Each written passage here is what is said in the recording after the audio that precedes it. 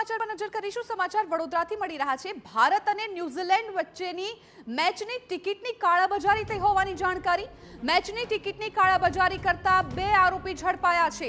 શહેર crime branch અને સયાજીગંજ પોલીસની સંયુક્ત કાર્યવાહી। અલગ અલગ વિસ્તારમાંથી 14 ટિકિટો સાથે 2 આરોપી પકડાયા છે।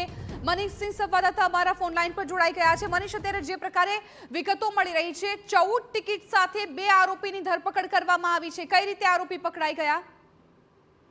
હમણાં હાલ જે અપડેટ છે એમાં લગભગ 17 જેવી ટિકિટ એ ક્રાઇમ બ્રાન્ચે પકડ્યું છે અને એક ટિકિટ કાલે મોડી રાત્રે સયાજીગંજ પોલીસ સ્ટેશન દ્વારા તે પકડવામાં આવ્યું હતું। સમગ્ર મામલે ક્રાઇમ બ્રાન્ચ અને બધું ટીમો જે છે વડોદરા શહેર પોલીસની એ કામગીરી હમણાં હાથ ધરી છે અને કેટલા શખ્સો છે જે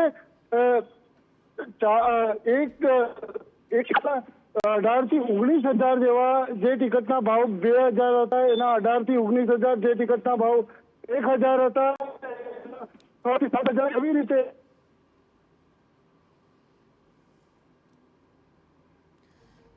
આભાર મનીષ સમગ્ર માહિતી બદલ। તો અત્યારે જે પ્રકારે માહિતી મળી રહી છે, 17 જેટલી ટિકિટ ક્રાઇમ બ્રાન્ચના હાથે લાગી છે। 2 આરોપીની ધરપકડ કરી લેવામાં આવી છે।